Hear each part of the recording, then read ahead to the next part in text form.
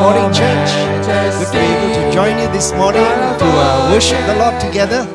And we've been so blessed by this wonderful time of worship, and we truly sense the presence of God. And just want to encourage each and every one of us as we continue on in this worship service to stay engaged, stay connected to your device or your television set or wherever you may be watching this from, so that you can fully receive everything that our Heavenly Father has for each and every one of us.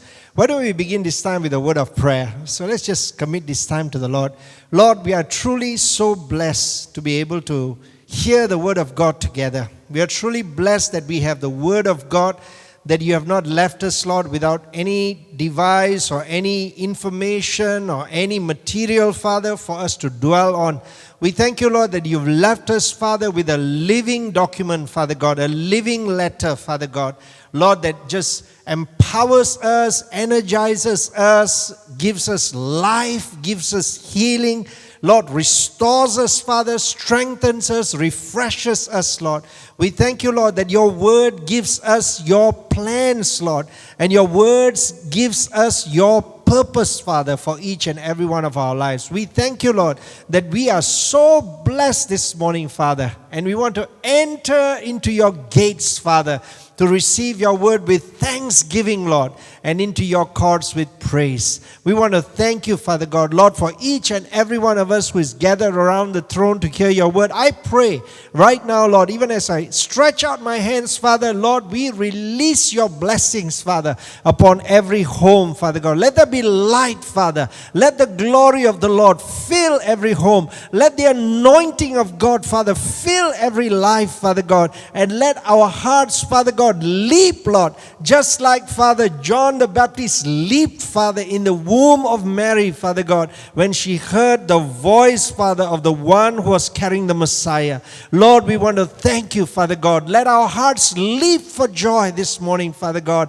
and be thrilled, Father God, with the word of God. We commit ourselves, Father, into your hands. We give you praise and we give you thanks. And all God's people say, Amen. Hallelujah. Praise the Lord. I'm excited this morning. I've been excited the last couple of days, even as I was preparing this message. You know, the title of the message, if you can see the slides in a few moments, is Perfect Submission, Perfect Delight. You know, this, one of the things that, those of you who are familiar with Microsoft PowerPoint, you will recognize that, when you put in a title, suddenly, it will just suggest design ideas. There's one feature that is called design ideas. And straight away, when I put perfect submission, perfect delight, the image that came up that was suggested, the idea that was given was chocolates, all right? And so it was a few other images that were suggested. But when this image of chocolate came up, I just felt immediately a connection. Not because I am a big fan of chocolate, but because my wife is a big fan of chocolates. So she just loves chocolate. So, when I put this up, I'm just reminded of the delight that is on her face whenever she sees chocolate or chocolate is in her presence. And so, where did we get this title from? I'm sure many of you are familiar. Maybe some of you are a bit younger believers. You may not have heard this phrase before, perfect submission, perfect delight. But where does it come from? It comes from a hymn, a very famous hymn that is entitled Blessed Assurance, Jesus is mine. And it's very much connected with what we want to share with you today, and hopefully next week. I really want to break this up into 2 sessions so that you really get maximum out of the scripture that we're going to be looking at today, because it is one of my favorite scriptures. I think you hear me say that almost every time, because every part of scripture is my favorite, all right? But this one is really special, and we're going to be looking at it.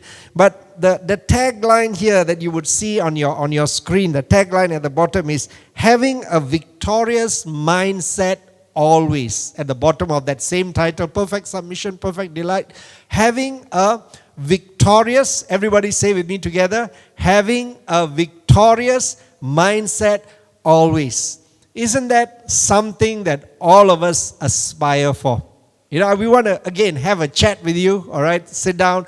I chit, but you can't chat back, all right? This is a chit chat, but I want you to engage and you know, just join with me, participate with the sermon wherever you are, so that you and I can get the maximum out of what God wants to speak to us, because we believe that the Holy Spirit is here, amen? And isn't this what we all want? We want to have a victorious mindset always, not a defeated mindset, especially in this day and the season that we are living in. Everything has changed. Everybody say, everything has changed, all right? Everything has changed. Things are not business as usual anymore. You know, there's a phrase that has been coined during this season and time that is really being used all over the world, and that is the word new normal. And you know, how do we face the new normal? How do we prepare ourselves? Even long before all this came about, the Lord already started speaking to us and said that He is about to do greater things, greater works through our lives, in our lives and through our lives. You know, before we can even do greater works, God is going to do greater works and greater things in our lives. Can we say amen to that? And what are the greater works that you and I are expecting from the Father to do in our lives? Hallelujah. What are the greater things that we are expecting? And then He will do it in us and through us. So to have a victorious mindset is so important, not just in spurts, here and there, you know, when we feel excited, when our emotions are stirred up, when circumstances are going our way, everything is perfect, then we have a victorious mindset. No, friends, we are to have a victorious mindset. God's intention. Can we say that? You know, God's intention. Can we say the Father's intention? Everybody say the Father's intention. I wait for you to say 1, 2, 3. The Father's intention. All right. What is the Father's intention? His intention is that His children will have a victorious mindset always. Hallelujah. And we're going to learn from Scripture how you and I can have. It's connected to perfect submission. All right. Which leads us to perfect delight. It almost sounds contradictory. Isn't that true?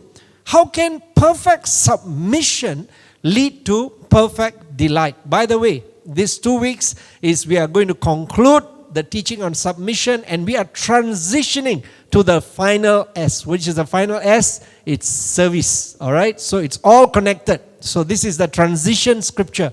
And the interesting thing is the Lord started downloading this, you know, even the beginning of this year. He started speaking to us about how you and I can remain in intimacy with the Father. And submission is one powerful principle, one powerful pillar that you and I need to embrace and understand. And today we're going to look at perfect submission, which leads to perfect delight. And this comes from the next slide.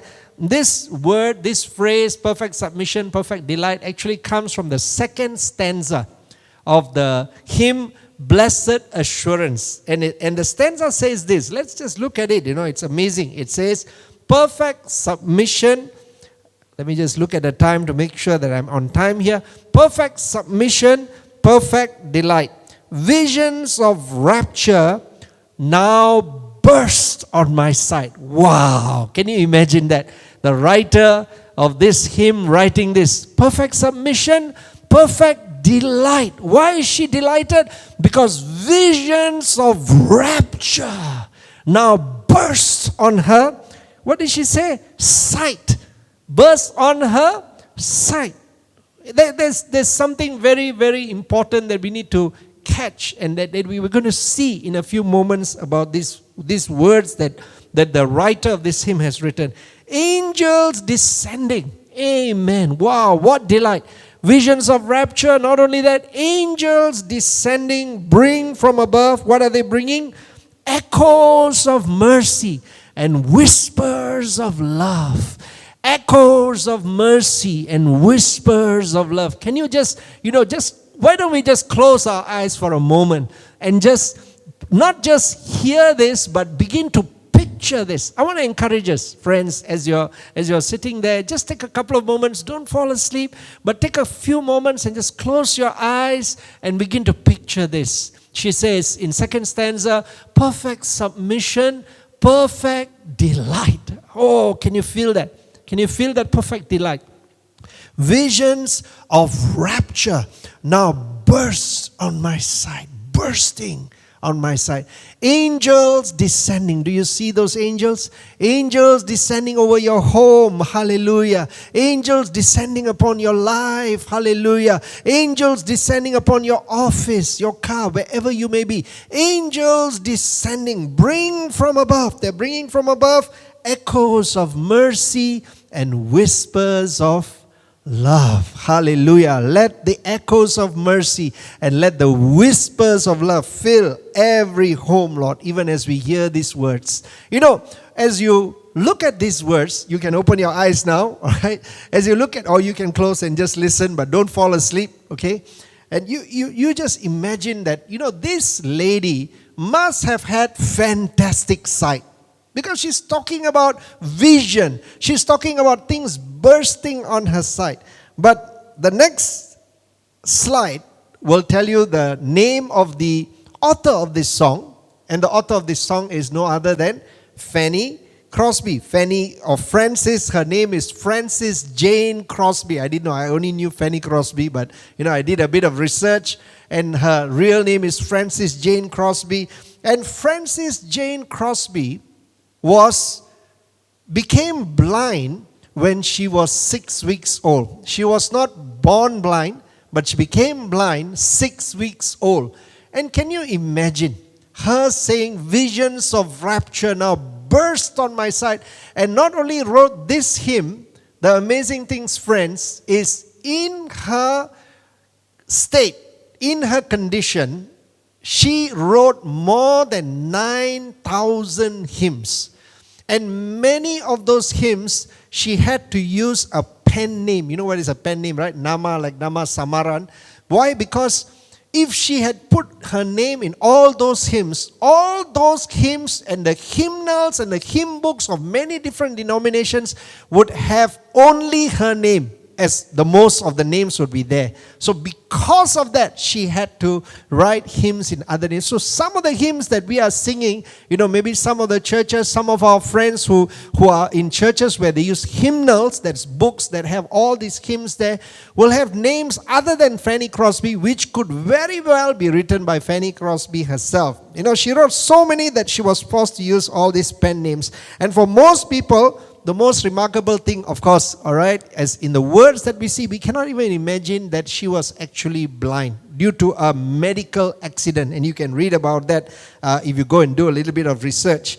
So I think, you know, there was one preacher that said this to her. And this is a key thing that we're going to be looking at today. One preacher, as he was looking at her and looking at her great work and all the hymns that she had written, said this. You know, I don't want to read it exactly what he said, all right? So he says, I think it is a great pity that the Master did not give you sight when he showered so many gifts upon you. It's a pity, this pastor said, this preacher said, not me, because she lived in the 1800s. But this preacher said, it is a pity that God didn't give you sight, all right, along with all the gifts, as he has showered with so many gifts upon you.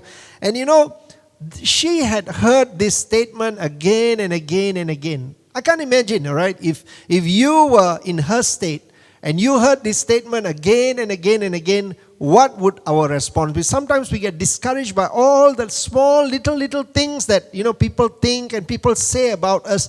But she was, her whole lifetime had this blindness and had to repeatedly hear statements like this. But you know what was her response? And this is the key. Perfect submission, perfect delight. This is really the theme of her life. You must hear her response. Her response, Fanny Crosby responded at once as she had heard such comments before. Do you know that if at birth I had been able to make one petition, if at birth, let's say, of course, we know it's not possible, right? But if I could make a petition at birth, my petition would have been this. It would have been that I was born blind. I mean, it doesn't make sense, right? If she could make a petition, a lot of people would probably say, oh, I wish my life was so different. I wish I was born in a millionaire's house. I wish I had, so much of riches. I wish I was born in America or somewhere, some prosperous nation. But you know what was her prayer? You see, it's such a contradiction, and we need to capture this, all right? Because it is related to perfect submission, perfect delight, having a victorious mindset always, all right? We're going to capture this from this lady, from Scripture, from Paul, from Jesus, from Nick Vujicic. Some of you know Nick Vujicic, no hands, no legs. We're going to capture this. Perfect submission, perfect delight. And she says this, do you know that if at birth I had been able to make one petition, it would have been that I was born blind. She said this because, all right? Why did she say this? Because when I get to heaven, she said, if I could make a petition, I would make a petition that I was born blind, because when I get to heaven, the first face that shall ever gladden my sight will be that of my Savior. Hallelujah. I want the very first thing that my sight will ever see. Because I will pray, she said. If I could pray, I will pray that I was born blind, because when I get to heaven, the first thing that shall ever gladden my sight is the sight of my Savior. Wow, what a relationship. What a relationship that this woman had with the Lord. Nothing else mattered. Nothing else mattered to her except to see the face of her Savior. And shows us that we don't need perfect vision to have perfect submission, which leads us to perfect delight. It shows us that we don't need perfect vision, all right? Or maybe not that type of vision to see perfect submission and to see perfect delight. We're going to see this, that sometimes we are not seeing perfect submission because we are not using the right perfect vision. All right, and today we're going to be able to look at that, because this is really, really exciting. In the process, we're going to see what submission is not. In the process of looking at what perfect submission is, we're going to see what submission is not, and what perfect submission really is, and what results from perfect submission. Of course, we know the answer because it's in the title of this message, which is perfect submission, perfect delight. Everybody say with me together at home. 1, 2, 3. Perfect submission, perfect delight. Again, 1, 2, 3. Perfect submission, perfect delight. Hallelujah. And where are we going to look at this from? We're going to look at none other than the book that is the book of joy. The epistle of joy. Can anyone tell me at home? Shout it out wherever you are. What is the epistle? Paul's epistle of joy, where the theme of joy runs from the beginning to end of the epistle. It is none other than the epistle to the church in Philippi. All right? Or rather, in our Bibles, in the New Testament, it's called the Philippians. All right? Or Paul's letter to the Philippians. And I want you to turn with me, if you have your Bibles with you, to Paul's letter to the Philippians. And we're going to go to the next slide, which is Philippians chapter 2. All right? Hallelujah. I wish there was a drum roll. We could really drum roll and say Philippians chapter 2, because Philippians chapter 2 is worthy of a drum roll. Amen. And, this letter, just a little bit of backdrop. Okay, Philippians was a church. It was a church that was planted by Paul, and they were very dear to Paul. All right, and it's a colony of retired Roman soldiers. So you get a picture here. And when they heard that Paul was in prison, they sent help to Paul. And Paul was so full of encouragement and comfort in knowing that, someone was thinking about him. This church that was so close to him, they were like his friends, his clique. the ones that were really close to his heart. And when he was in trouble, they were the first to send help. And to this apostle who was in prison, this is part of the prison epistles. He's in house arrest in Rome, and he receives this encouragement from them. He receives this gift from them, this encouragement from them, and he's so encouraged because in 2 Timothy, there was a time when this was all going on. He was in this house arrest. He writes, everyone abandoned me. Everyone abandoned me, and the Lord stood with me and strengthened me. And it was amazing. One of you actually sent that scripture to me yesterday. I'm not sure. You are a person that normally encourages me, but suddenly you send that scripture to me. And it was so much in line with this message today. And so for him, when he was in that place of solitude, loneliness, being left abandoned, feeling of a sense of abandonment, this church encouraged him. I want you to capture this. And so Paul wanted to encourage them back in return.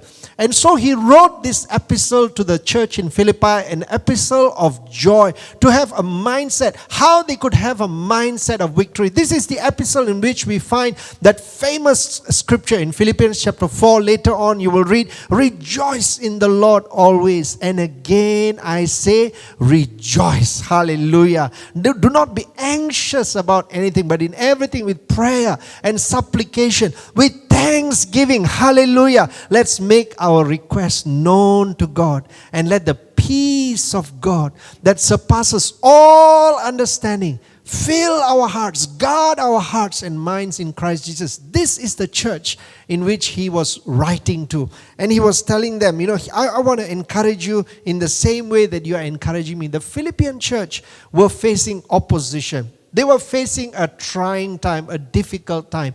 And he was giving them some of the revelations that God had filled his hearts. And today, those same revelations are so practical for each and every, applicable for each and every one of us, because in many ways, many of us are facing opposition. We are facing opposition in the area of our businesses, our family, our work, our career, our studies. So many challenges that we are facing. So how do we have this victorious mindset always? So Paul was teaching the Philippians this, that if you can capture this revelation that Paul had captured, in spite of his circumstances, he could write an epistle of joy, just like Fanny Crosby.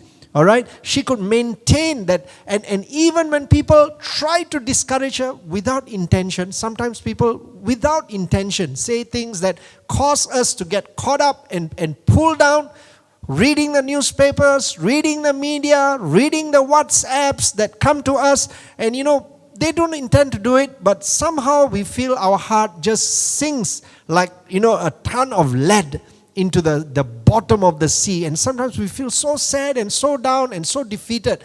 But Paul was telling them, how can you maintain a victorious mindset in spite of this? And the key here, we hear from this episode. So, reading straight away from verse 1. Like I said, we're going to do this as a two-parter so that we have time to see what is the background, where are we going with this message. And it's, always going back to the title as our reference, perfect submission, perfect delight.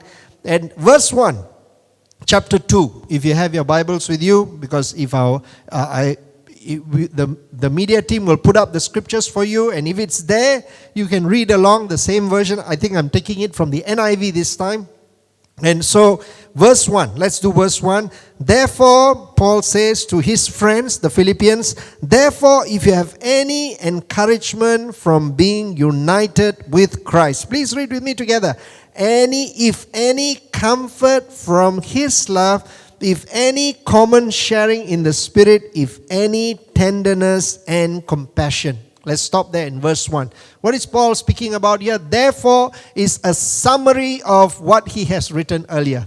All right? In chapter 1. And so he summarizes. You want to go? You can go and read chapter 1. But for today, he just tells us this is the summary. This is a summary is your relationship with God. He's speaking about your position. Our position in Christ, our relationship, our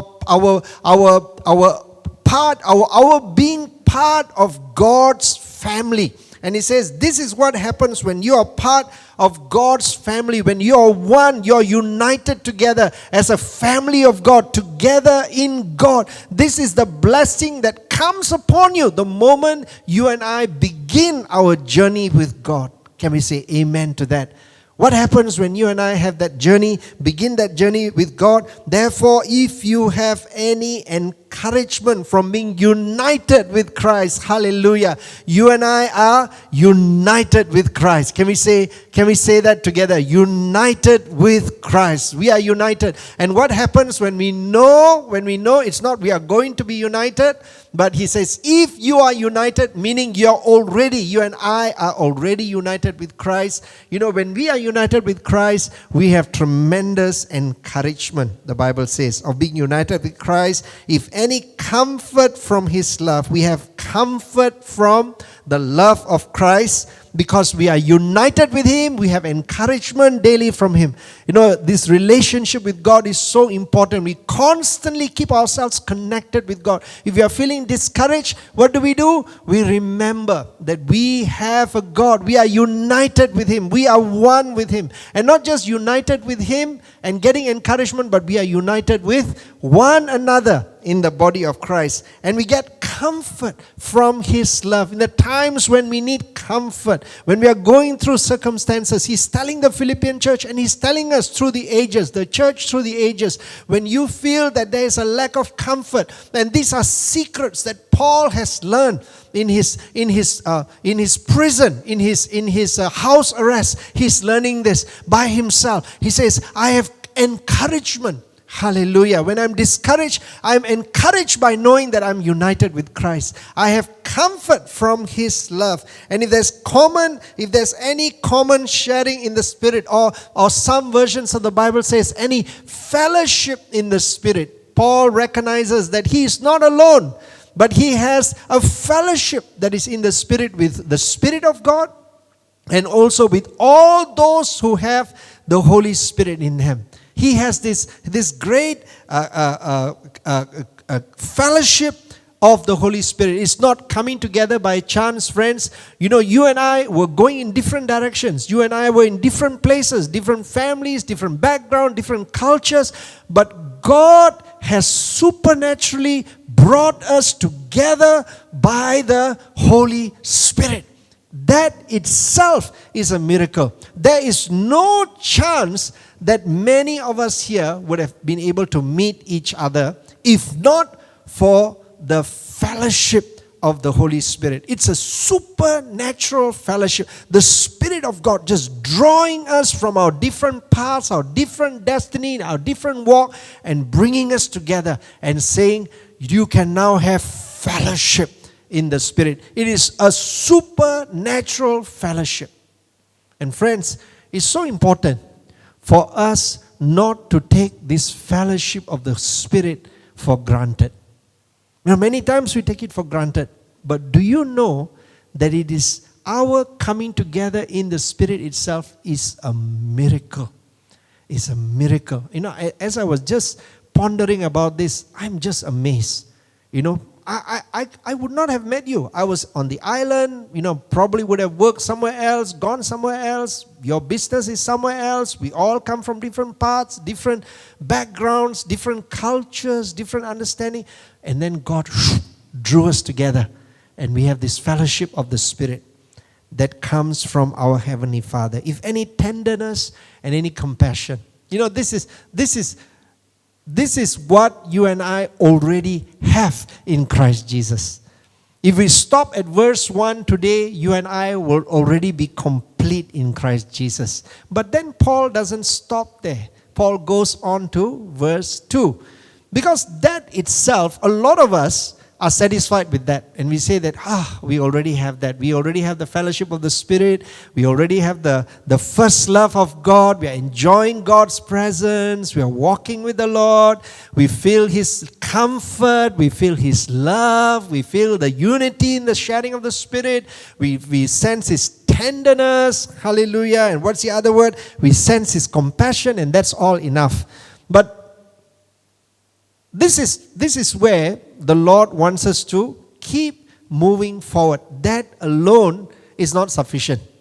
There is a process that God is committing us into, and we need to step into that process. And it's that, it's just like we shared a few weeks ago. We come together and we just enjoy the goodness of God, the fellowship of God, and come together. And he's telling the Philippian church, that's not all there is. We need to keep on moving, and we need to keep on growing. Now, if some of us have that idea that alone, verse 1 alone is enough, then we need to read verse 2, because Paul says in verse 2 here, then, if you can see the slides again, in verse 2, then make my joy complete. In slide number 4, verse number 2. If you don't see it on your screen, open your Bible, Philippians chapter 2, NIV. If you can switch to NIV and see verse number 2, then it says, then make my joy complete. Therefore, and then. Then means it's not finished. Everybody say, not finished. All right? Because that alone, we can already heaven. Visions of rapture now burst on my sight. But then he says, that's not going to make my joy complete. Paul saying, and you know what? You have to understand when you read the epistles, Paul is moved by the Holy Spirit. That's how we need to read the epistles. If not, we will read it as the words of a man. Paul, moved by the Holy Spirit, wrote the epistles to the church in Philippi. It was not Paul encouraging them, but the Spirit of God in Paul encouraging them. Paul was aware of that. And he says, make my joy complete. That means there is a joy that needs to be completed. It's not a complete joy when you just have verse 1. Verse 1 is visions of rapture, echoes of mercy, whispers of love, all that wonderful sense, that fluffy sense of God's love and God's compassion and God's tenderness and God's comfort. But it's not enough. We need to step forward and come to that place where our joy is complete. And how can we have a joy that is complete? The Holy Spirit desires that you and I have complete joy, abundant joy. Walk in the joy. That's the theme of the letter in the book of Philippians. It says, make my joy complete. And the Lord, the Holy Spirit, had made Paul's joy complete. That's the goal. Joy is so important, friends. Without joy, we feel the air just knocked out of us. How many of you have had your air knocked out of you? When you hear some bad news, maybe a medical report from the doctors, you feel the air. Have you ever been in a place where joy was knocked out of you? And you feel, you're expecting maybe a promotion and then it didn't come. Expecting an increment, a business venture that didn't go right. And you feel joy just knocked out of you. And Paul says, you and I can be in a place where we will have constant joy.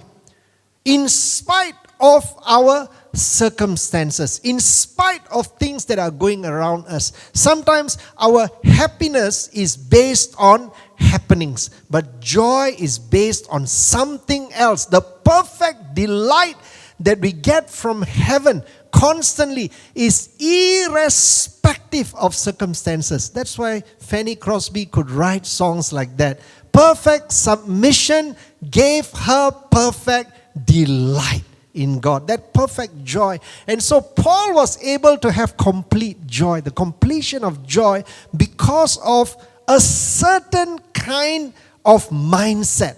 And it goes on to say here in verse 2 itself, make my joy complete by being like-minded. It's in the mind. Everybody say, it's in the mind. By being like-minded, having the same love, being one in the spirit and of one mind. It's a certain mind. You see the word, I've underlined the word minded and mind here. There is something about mind and joy, or mindset and joy. There's something about mindset and joy.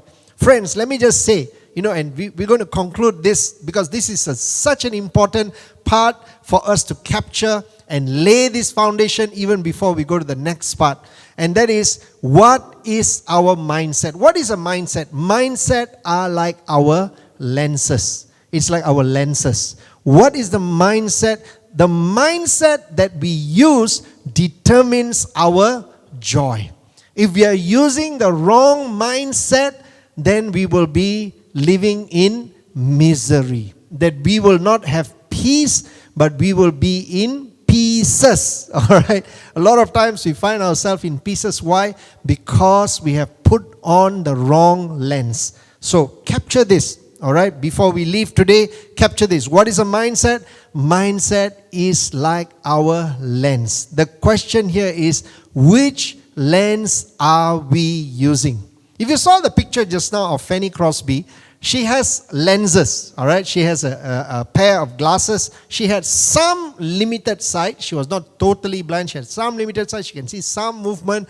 And that lenses was used to protect her eyesight. She had a certain lens about her. What was not just that lens, all right? Because we're not going to look for that physical lens. But what was the lens that Fanny Crosby was using? It was not the lens of what she saw, but it's a lens of how she saw it. You'll see this diagram here on your screen now. And mindset are our lenses, and there are two types of lenses. All right? And we're going to leave. We're going to stop with this and maybe, just go to one more verse that summarizes this. But mindset are like our lenses. Everybody say mindset and lenses. Mindset are our lenses. So there are two types of lenses. Everybody see your screen. What does it say? How many types of lenses? Only two types of lenses. And the two types of lenses is what we see and how we see it. Now, if we live in the first category of what we see is physical. What we see is based on our senses, our eyes, our ears, our smell is what we see. It's based on our senses, our circumstances, things that are going on around us. The Philippians saw there are things that were going around us, and then they learned this principle from Paul and say, it's not about what you see, it's about how you see. All right? Because how you see will determine what comes into your heart, what you allow into your heart.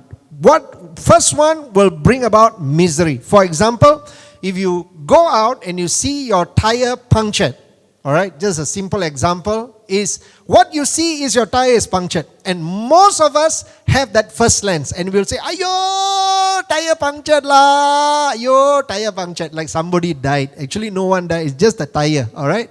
Or something happens in your workplace is what you see. Oh, I didn't get that promotion. Oh, I didn't get that deal. Oh, my friend, people talking about me behind my back. The first thing, that comes into your mind. And, you feel so insecure, you lost your job, or maybe you lost your finances. Or just looking at something is what you see. But if you look at the mindset of Paul and the mindset of Fanny Crosby and the mindset of Nick Vujicic, and of course they learn it from the King of the universe, Jesus Christ, our King of Kings and Lord of Lords. It's not about what you see, but it's about how you see it. So the preacher looked at Fanny Crosby and said, oh, pity you. All right? And most of the time we don't need people to tell us, oh, pity you. We will tell, oh, pity me. Why? Because we are looking with the wrong lenses. Today, this week, we're just going to do that, friends. This is our exercise. We're just going to change our lenses from what we see to how we see it. And she says, if I could have, it's completely opposite. It goes against everything. Would you pray a prayer like that? Would you respond to something like that and says, if I had one prayer when I was born, I would pray that I would be born blind. Anyone dare to pray this prayer? Why was she able to pray this prayer? Because she prayed this prayer is because of she didn't see the things that were around her. Her mindset. Everybody say mindset. All right. What is our mindset? Our mindset is our lens. It's time for us to change our lenses. All right. And Paul teaches us to take on this lens. And this lens is called perfect submission. Hallelujah. We're going to learn from Philippians chapter 2. Because when we have this lens on, this lens is the lens that Christ gave to us. It's the gift from God to remove the lenses of this world. It's warfare. It's warfare. The powers, the lenses of heaven came to replace the lenses of this earth. And a lot of us may ask this question: what's in it for me in perfect submission? Have you ever asked, why should I submit? Ever asked this question before? Why should I submit? Submit to this person that I don't like, this husband that I don't agree with him, or wife, or parents, or employer, or employee. Why should I even think about submission? If we are thinking in this way, because we have had some bad experiences in the past due to manipulation or abuse, or abuse of power, authority, and we say, I rebel against that. I'm going to come against that. And friends, God wants to replace our lenses. Because if we keep on using those lenses that we are using in the past, the lenses that bring you perfect misery is not the lens that is from God. The lens that comes from God brings you perfect delight. Paul had joy because he had the right lenses on. Jesus, for the joy, the Bible says, that was set before him, endured the cross. He had his lenses on. It was not about what he saw, but it was about how he saw it.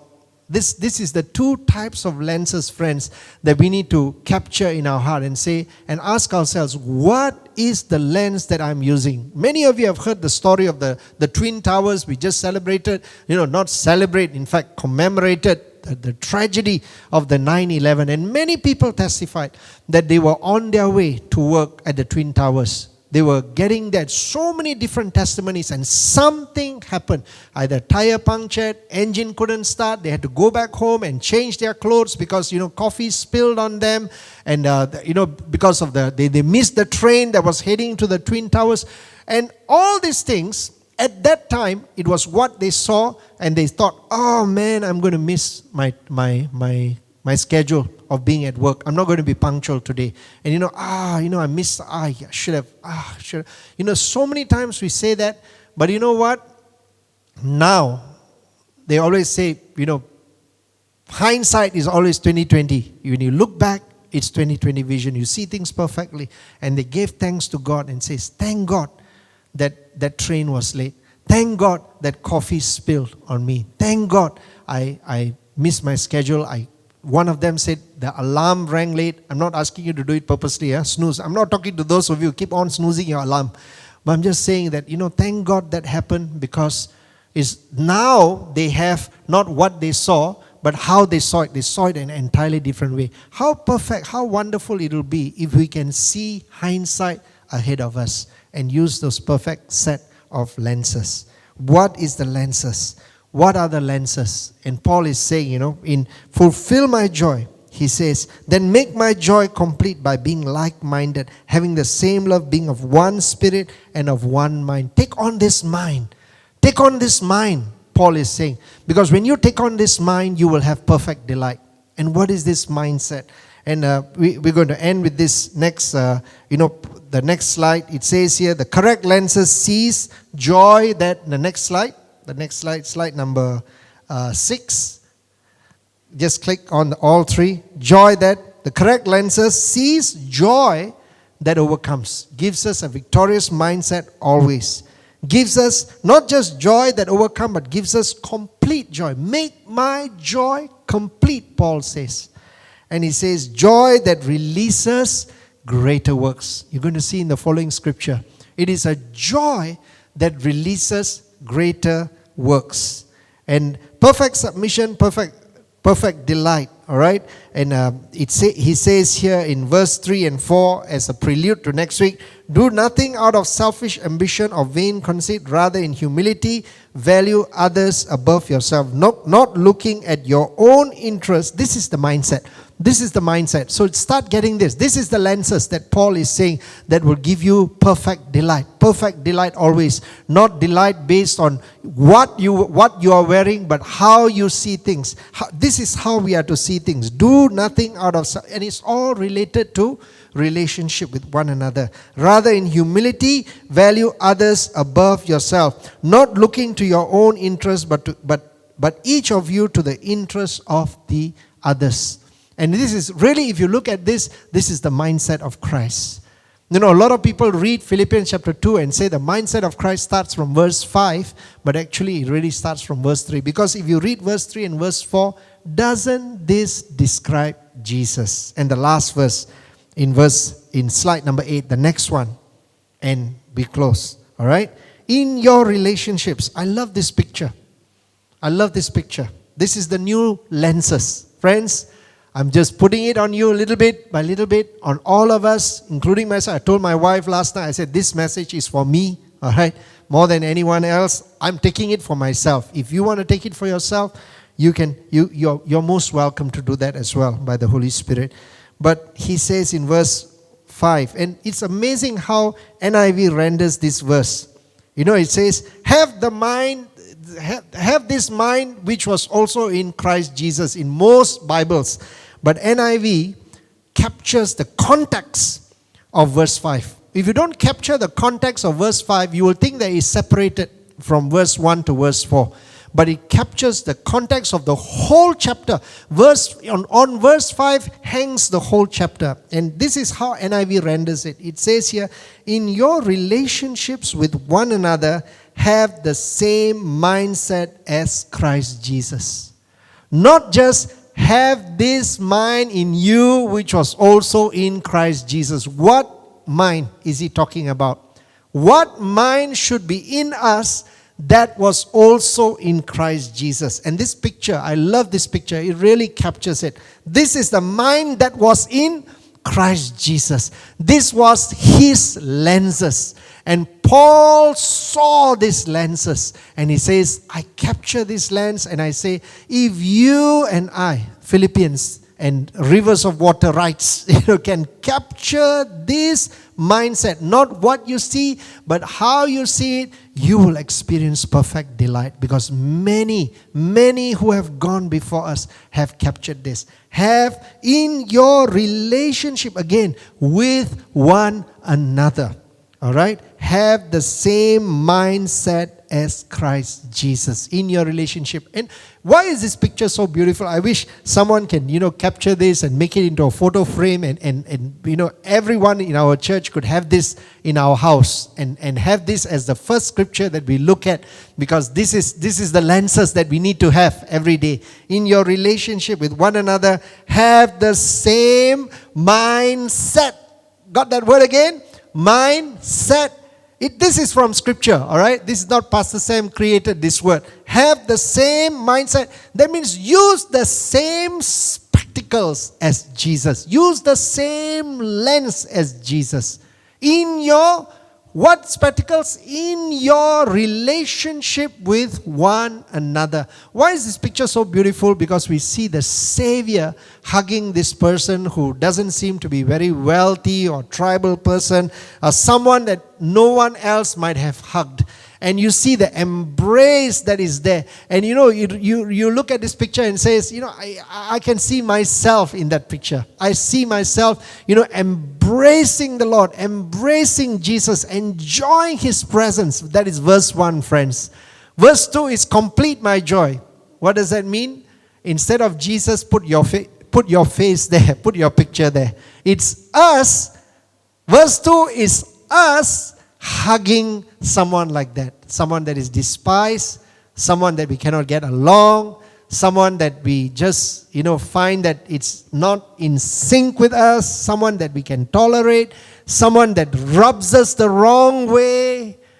See that picture. In your relationship with one another, put on this lens that was also on Christ Jesus. Remember, many other Bible says, have this mind in you that was also in Christ Jesus. But here, this version captures it, because this is the context. This is an accurate version. I'm not saying NIV is accurate in every way, but this verse captures it accurately, because it says, in your relationships, that's the whole chapter, with one another, have the same mindset of Christ Jesus. So this week's assignment is changing our lenses. Not what we see, but how we see.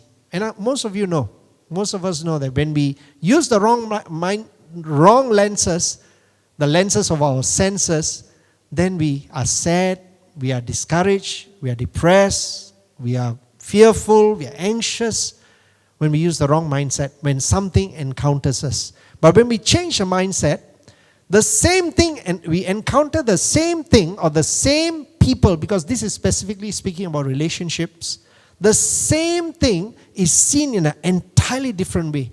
Maybe God has a plan behind this. And that was the mindset of Fanny Crosby. That was the mindset of Paul. That was the mindset of Jesus. And God today welcomes us, invites us to change our lenses. Will we respond to His call this morning? Let's pray.